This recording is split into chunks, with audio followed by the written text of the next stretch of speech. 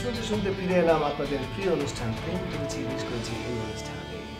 আর এই অনুষ্ঠানটি বরাবরের মতো আপনারা জানেন যে প্রেম বিষয়ক নানা ধরনের অনুভূতি, নানা ধরনের স্মৃতি, নানা ধরনের কথা, নানা ধরনের প্রশ্ন আমাদেরকে পাঠাতে পারেন। আমাদের প্রেম বিশারদ অপু আপনাদেরকে নানা রকমের মূল্যবান মন্তব্য করবেন এবং আমার পাশাপাশি অনেকও করবেন। অনেক এসএমএস জমা গেছে, আর কি এসএমএস পড়ে ফেলি আমরা।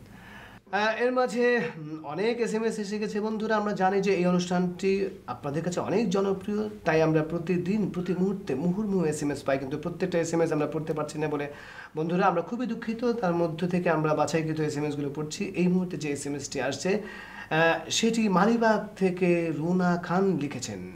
রুনা খান, আপনি বলছেন যে আমি একজনকে ভালোবাসি, আমার বয়ফ্রেন্ড আমার সাথে ঘুরতে বের হতে চায় না, কি করে বলুন তো? খুবই দুঃখিত, খুবই দুঃখিত। আপনার বয়ফ্রেন্ড আপনার সাথে ঘুরতে চায় না, ব্যাপারটা একেবারেই ঠিক নয়। আমি আপনার বয়ফ্রেন্ডের উদ্দেশ্যে বলছি, অবশ্যই আপনি আপনার প্রিয় মানুষটিকে নিয়ে ঘুরবেন, খাবেন এবং নানা জায়গায় যাবেন, দেখবেন যে সম্পর্ক আরও সুদৃঢ় থেকে সুদৃঢ় হবে। না, তবে আমার একটি কথা হচ্ছে যে বয়ফ্রেন্ডের পকেটের অবস্থাও কিন্তু আগে থেকে জেনে নিতে হবে। অবশ্য সম্পর্কের ক্ষেত্রে পকেট কোনো ব্যাপার না, ঝালমুড়ি খেতে খেতেও তো সম্পর্ক করা যায়। দেখুন, পকেটের কথা চিন্তা করে কখনো রিলেশন হয় না, পকেটের কথা চিন্তা করে কখনো ঘোরাফেরা হয় না। পকেটটা বড় কথা নয়, বড় কথা হচ্ছে আন্ডারস্ট্যান্ডিং। আর অবশ্যই আমাদের প্রেম বিশারদ অপু ভাই খুব ভালো জানেন, উনি জানেন যে কখন কিভাবে কত টাকা খরচ করতে হয়। যাক, আপনার জন্য একটি গান। না না, এই ক্ষেত্রে আমি একটা কথা না বলেই না, আমি সত্যি কথা সবসময় বলেই ফেলি। অনেক আপনার পিছনেও তো আমি টাকা কম খরচ করিনি। আপনি তো আমার কাছ থেকে বিভিন্ন রেস্টুরেন্টে বিভিন্ন সময় অনেক খাবার খেয়েছেন, অনেক টাকা খরচ করিয়েছেন।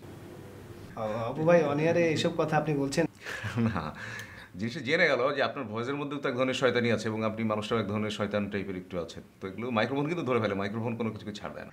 যাক বন্ধুরা, আসলে অপু ভাই অনেক দিল দরিয়া পকেটে প্রতিদিন প্রচুর টাকা নিয়ে আসেন, কারণ কখন কাকে কিভাবে খাওয়াতে হয় উনি জানেন না, তাই কাউকে না পেলেও তো আমাকে খাওয়ান। যেহেতু ওই ঘোরাফেরা নিয়ে কথা হচ্ছিল সেমিস্টার, তাহলে আমাদের ঘোরার গান, সেই গানটা আমরা একটু শুনিয়ে দিই। সেই বিখ্যাত গানটি চলো না ঘুরে আসি। চলো না ঘুরে আসি, প্লিজ আপনার জন্য। চলো না ঘুরে আসি অজানাতে।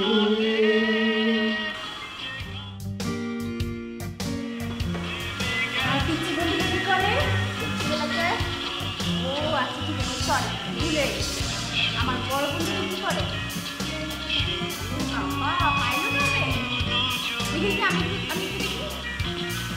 এটা কিভাবে?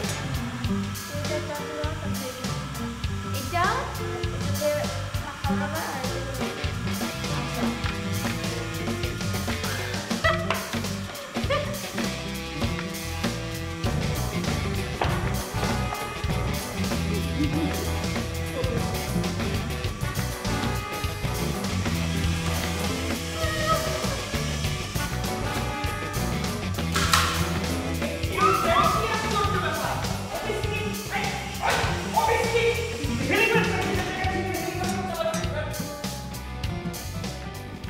আপনি কি ছিলেন?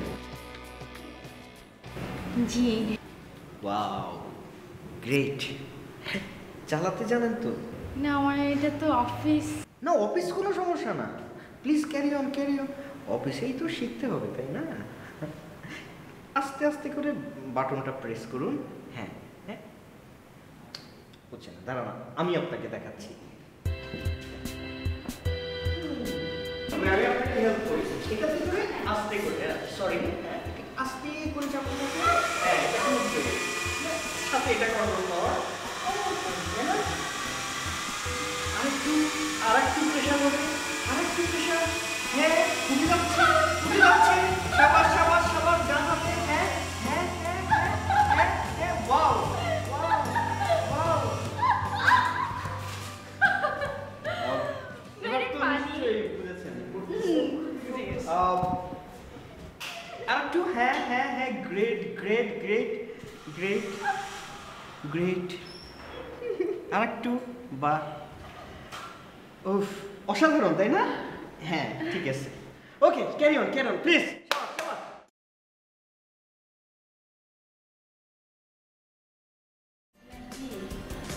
সমস্যা? ও আচ্ছা, ঠিক আছে, চল আমরা আবার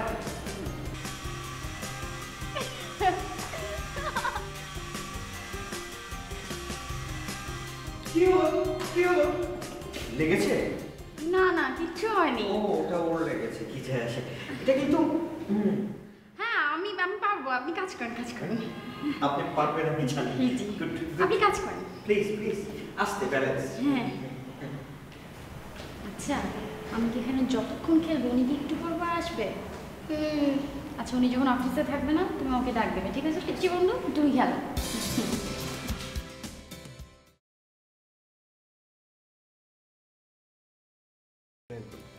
এই যে আপনি বললেন অনিয়ারে যে আপনি আমার পিছনে টাকা পয়সা খরচ করছেন, আপনি জানেন আপনার সম্পর্কে মানুষের ধারণা কতটা বাজে হয়ে গেছে? আমার সম্বন্ধে মোটেও বাজে হয়ে যায়নি, যা সত্যি কথা বলে দিলাম, বাজে হলে আপনার সম্বন্ধে হবে। না ভাববে যে বাবা সে তো চামে মনে করেন যে আপনাকে ভাগায় খেয়ে নিতেছে। বলেন বলেন। আইয়ে, ইয়ে।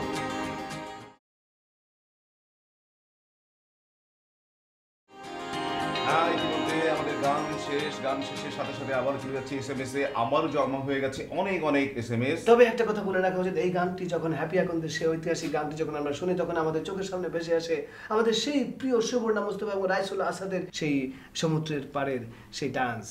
আপনারা জানেন যে এটি বিখ্যাত বাংলাদেশের 70s-এর সেই সিনেমা গুড্ডি সিনেমা, এবং গুড্ডি সিনেমাতে আমরা অসাধারণ একটি স্টাইল পেয়েছি 70s-এর, এবং 70s-এর শেষের দিকে যে স্টাইল আমরা যে ফ্যাশন আমরা দেখেছি সেটি অসাধারণভাবে এই ছবিতে ফুটে এসেছে।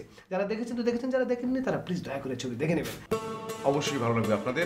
আমাদের শোগুলো না একটু গুছাই দিই, বুঝতে পারছি? কারণ শোগুলো একটু স্ক্যাড অবস্থায় আছে, মানে মর্নিং শো, ইভিনিং শো, তারপর হচ্ছে দুপুরের শোগুলো। কারণ হচ্ছে লোকজন বেসিক্যালি অফিস যাওয়ার সময় রেডিও শুনে বেশি করে, তারপর দুপুরে একটু কম শুনে, আবার বিকালে বেশি শুনে। সো মর্নিং আর যে ইভিনিং আর যে দুটো জিনিস ঠিক করতে হবে। আর দুপুরে কারা শুনে? দুপুরে শুনে যেসব মারা বাচ্চা নিয়ে বাসায় গেলে তারা শুনে। সো সব মিলে যদি আমরা ওই ইয়েটাকে ধরতে পারি তাইলে কিন্তু হয় ব্যাপারটা। আর এর জন্য আমাদের মানে এক ধরনের পুরোটার মধ্যে এক ধরনের সিনক্রোনাইজ আনতে হবে, যাতে পুরোটাই একটা মনে হচ্ছে যে একটার সাথে একটা খাপে খাপে আটকে আছে, নাইলে এই জিনিসটা হবে না। ভালো মানে হচ্ছে আর কি, কিন্তু এটাকে আরেকটু গুছাইতে হবে। আর আবার চলে যাচ্ছে SMS এ। এসএমএস পড়ে ফেলেন। এবার SMS-টি করেছেন। হ্যাঁ পড়েন। বলবো এত লাজুক আপনি, এসএমএস পড়তে লজ্জা পান, পড়েন। এবারে SMS-টি লিখেছেন অনামিকা বনানী থেকে। উনি লিখেছেন যে রেডিও চকলেটের আর যে অনেক আমার হৃদয় ভেঙেছেন।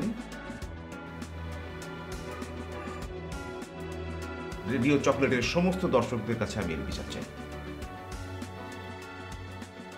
প্রিয় বন্ধু অনামিকা, আমরা জানি না যে আসলে অনামিকা কে বা অনামিকা কোথাকার, আমি জানি না, যে যদিও আমি সত্যি বুঝতে পারছি না যে আপনি কোন অনেককে বলছেন। আমি আপনার কোনো বান্ধবী হয়তো একটু দুষ্টুমি করে পাঠিয়েছেন, হতে পারে। হ্যাঁ, যেই দুষ্টুমি করে থাকুন না কেন, আমি আপনাকে একটা কথা বলে রাখি যে আমরা যারা আছি আমরা ছলনা জানি না, আমরা আপনাদের সাথে দেখা হয় না, আমরা শুধু আমরা শোনাই। আমরা চাই যে আপনাদেরকে মজা দিতে, আনন্দ দিতে, কিন্তু এখানে কোনো ছলনা বা কোনো অন্য কোনো আমার মনে হয় এটা একটু আমাদেরকে বিব্রতক অবস্থায় ফেলে দেয়। বন্ধু আপনাদেরকে বলে রাখি, যেই কাজটি করে থাকুন না কেন, আপনাদের কাছে একটি রিকোয়েস্ট, আমরা শুধুই আনন্দ দেওয়ার জন্য এসেছি, ছলনা করার জন্য নয়। গানে চলে যান, আমরা গানে চলে যাচ্ছি। শুনুন, সাগরের বাচ্চাটা কি করলো?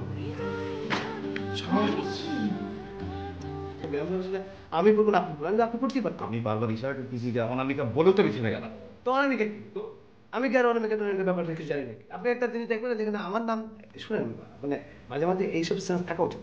কোন এসএমএসটা পড়া উচিত বা কোন এসএমএস পড়া উচিত, তখন কোন এসএমএস আসে যেগুলো পড়া যায় না। মানে কি সমস্ত বাংলাদেশের মানুষের নামে একটা চিঠি হয়ে গেল।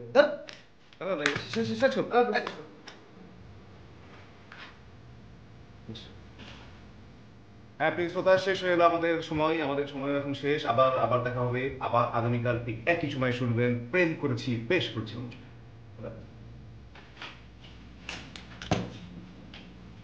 এই অমিত,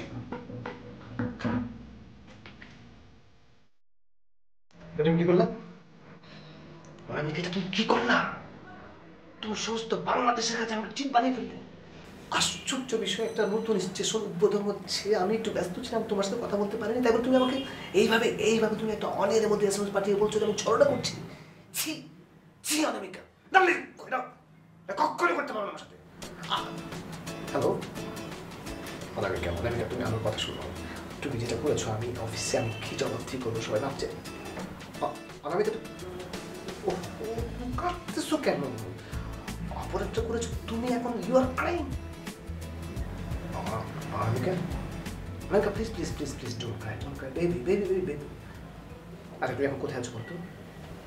আমার জানটা বলো কোথায় আছো? আমি আসছি, প্লিজ ডোন্ট ক্রাই আমার বেবি, শোনা।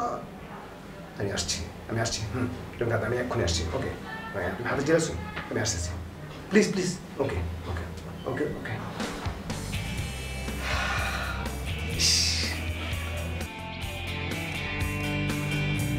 আরে নয়া শিল্পী না? জি ভাই, ওয়ালাইকুম সালাম, কি খবর? কাইফা হাল, কেমন আছো? ভালো আছি, আপনি কেমন আছেন? ভালো আছি ইনশাআল্লাহ। কি অবস্থা তোমার? গান বাজনা কেমন চলতেছে ভাই? জি আপনাদের দোয়ায় খুব ভালো চলছে। ভালো চলতেছে না? আচ্ছা তোমারও যে ওইদিন বলছিলাম এই যে আমার মানে ফুরকান শেখের আঞ্চলিক গানের অ্যালবাম প্রেমের মাস্টারটা কিনে দেখার জন্য এবং শোনার জন্য, তুমি কি দেখছিলে? জি আমি গান শুনেছি, আপনি অনেক ভালো গেয়েছেন। ভালো লাগছে না? তোমাকে আমি বলছি না, এটা আসলে বাংলাদেশ এবং দুবাইতে ব্যাপক জনপ্রিয়তা পাইছে। আমি তোমাকে বলছি এটা দেখে দেখে যদি তুমি শোনো এবং বারবার যদি এটার উপর ধ্যান দিয়ে প্র্যাকটিস করো, তুমিও কিন্তু একসময় ভালো গান গাইতে পারবে, বুঝছো? আচ্ছা ভালো কথা, এই তুমি তো গান গাওয়া বলছো না, তুমি কি গান করো? অনেকদিন তো গান শুনলাম না, দেখি একটা গান গাও তো আমাকে, শোনো তো ভাই, কি গান? না ভাই আজকে আসলে গান গাওয়ার মুড নেই। হ্যাঁ, আজকে গান গাওয়ার মুড নেই। মুড টুড এগুলো কি কথা বলো ভাই? মুড আবার কি জিনিস? একজন শিল্পীর মুড ক্ষণ থাকতে পারে, তাকে যে কোনো সময় তার প্রতিভা নিয়ে প্রস্তুত থাকতে হবে পরিবেশন করার জন্য যে কোনো পরিস্থিতিতে। যেমন আমাকে দেখো না, যে কোনো সময় গান গাওয়া কোনো ব্যাপার না, যে কোনো পরিস্থিতিতে গান। যেমন তুমি এখন যদি বলো, সাথে সাথে আমি যে ওরে খালা মোরা আইয়াইজো ফুলোর খরা হলিদ বই মুখ কান লাগাইও এসো তার নজালাইও ও ভোমরা হেতান তুই আর ন বুঝাইও ওরে খালা মোরা আইয়াইজো ফুলোর খরা হলিদ বই মুখ কান লাগাইও এসো তার নজালাইও ও ভোমরা হেতান তুই আর ন বুঝাইও। এইভাবে তোমার যেতে যে পরিস্থিতি যে কোনো মুহূর্তে গান গাইবেলা প্রস্তুত থাকুন। একজন শিল্পীতে কোনো না থাকুন যেত কি ব্যাপার? সরব ভাই আসলে ডরাই গিয়ে গেছি পুরো বুয়া তো।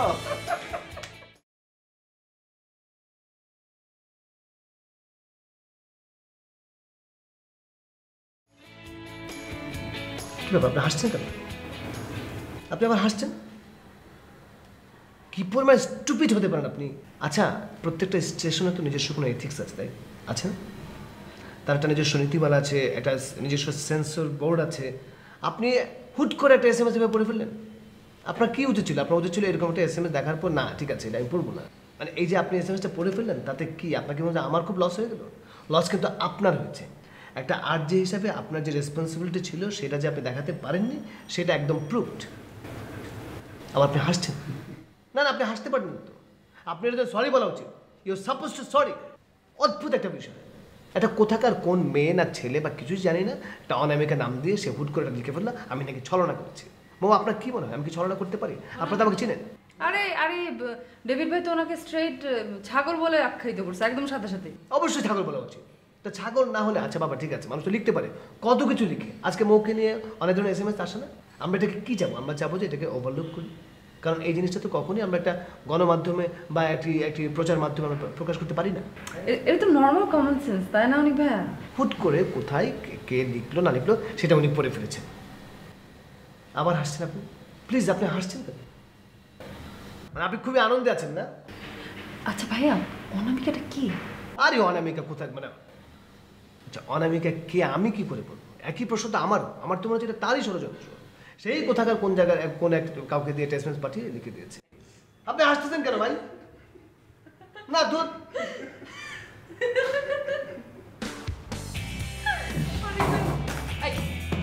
অনেক ভাইয়া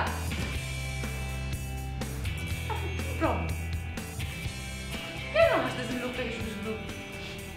মানে আপনার কি ওই যে মানে লাইফের মধ্যে তাকে ইনসাল্ট করে আপনার ভালো লাগে না? না আমি কেন আসলে কেউ আছে মানে এত উত্তেজিত কেন? এটা কোনো মানে হয় না, কোনো মানে হয় না ডেভিড ভাই। আমি একদম কনফার্ম আপনাকে বলছি এটা একটা স্যাবোটাইজ, ইন্টেনশনালি আমার বিরুদ্ধে কোনো ষড়যন্ত্র। তো তোমার বিরুদ্ধে কে স্যাবোটাজ করলো? আরে আমি হচ্ছে আরজে অনেক, এই বাংলাদেশের সবচেয়ে হিট একটা আরজে। আপনি জানেন এমন কোনো রেডিও স্টেশন নাই যারা আমাকে একবার নক করে না, এবং ইন্টেনশনালি আমি বিভিন্ন স্টেশনকে বলেছি না না বাবা আমি এক জায়গায় আছি, আমি আর কোথাও যাবো না। এবং আমার বিশ্বাস প্রত্যেকটা স্টেশন একদম ষড়যন্ত্র করে আমার বিরুদ্ধে এটা একটা জাস্ট একটা স্যাবোটাইজ। অনেক সুন্দর। আচ্ছা মেয়েটা কি বলো তো, সত্যি করে বলো। আরে মেয়েটাকে আমি কি করে জানবো? আমি জানলে তো আমি কি আজকে মেয়েটাকে চার্জ করতে পারতাম? এটা মেয়ে কি না, না ছেলে, না অন্য কেউ, নাকি আমি কি করে জানবো? আচ্ছা আমি বুঝি না হঠাৎ করে কোত্থেকে কে এইভাবে একটা SMS পাঠিয়ে দিল যে আমি ছলনা করছি, এই করছে সেই করছে। আপনারা আমার চিনেন না, আপনারা জানেন না এই কাজটাকে আমি করতে পারি বলুন? এই কাজটা কারা করতে পারে কারা করতে পারে না, এই স্টেশনে কে আছে কে না, এটা আপনি জানেন না? আচ্ছা অনেক, তুমি ব্যাপারটা এত উত্তেজিত কেন? আর তো কেউ উত্তেজিত না, তুমি একাই নিজেই উত্তেজিত হইতেছো, নিজেই সব কথা বলতেছো, কাহিনীটা কি? শুনেন, বাদ দেন স্টেশন, বাদ দেন আপনাদের কথা। আমার তো একটা সোশ্যাল স্ট্যাটাস আছে, আমার একটা ফ্যামিলি আছে, আমি জবাবটা কী দেবো? আমি তো বিয়ে করিনি। আমি খুব কষ্ট পেয়েছি, একটা অনিয়ারের মধ্যে সমস্ত বাংলাদেশের মানুষকে জানাই দিল আমি বোধহয় একটা চিট। আচ্ছা অনেক শোনো, চোরের মান না বড় গলা, আর এই বড় গলায় দেখা দিচ্ছে তোমার মধ্যে। তুমি এত কথা বলতেছো কেন? তুমি একটু চুপ থাকলে তো পারো। না সেটা ঠিক আছে, মানে আপনারা কি ব্যাপারটা মানে আপনারা তো বিশ্বাস করেন নাই, এটা তো মানতে পারি আমি নাকি? না করি নাই। নাড়ানোর বেদনা যে কতটা সেটা আমি আজকে বুঝতেছি। সারাটা জীবন তো ডানে বামে উফরে নিচে আমি নাড়াইছি, এখন আমাকে নড়তে হবে আর কি। নাড়ান, আর আপনি যদি নাড়ান তাহলে আমি স্থির থাকতে পারবো না। আমি খুবই অনেক অনেক কি চিন্তা করতেছো, এত চিন্তা করো না। শো শেষ করছো, যাও যাও রেস্ট নাও, চা খাও কফি খাও, রেস্ট নাও, যাও যাও যাও যাও, এমনি চিন্তা করতে হবে না। না আমি অন্য কারোর মতো হলে আমি চিন্তা করতাম না, আমার তো একটা রেসপন্সিবিলিটি আছে, একটা অনিয়ারের মধ্যে এই আরে ভাই বললাম তো আমি দেখতেছি, যাও না আমি তো আসি। আর যদি মনে করেন যে কোনোভাবে যদি এই মায়ের আমি চিনতে পারি না, কি করে নাম বলছে অনামিকা,